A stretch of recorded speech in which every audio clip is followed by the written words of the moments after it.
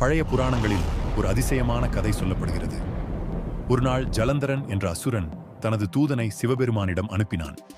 அவன் மிகவும் அகந்தையுடன் பார்வதி தேவியை எங்கள் அரசனுக்கு கொடு என்று சிவபெருமானை அவமதித்தான். அதை கேட்ட சிவபெருமான் மிகவும் கோபமடைந்தார். அவரது மூன்றாவது கண்ணிலிருந்து ஒரு பயங்கரமான உயிர் தோன்றியது. அது மிகவும் பசியுடன் இருந்தது. அந்த அசுரனை பிடிக்க ஓடினது. அதை பார்த்த தூதன் பயந்து சிவபெருமானிடம் மன்னிப்பு கேட்டான். சிவபெருமான் அந்த உயிரை நிறுத்தினார். ஆனால் அந்த உயிருக்கு இன்னும் பசி இருந்தது. அப்போது சிவபெருமான் சொன்னார், உனக்கு பசி இருந்தால் உன் உடலையே சாப்பிடு. அந்த உயிர் எந்த தயக்கமும் இல்லாமல் தன் உடலை தானே சாப்பிட ஆரம்பித்தது.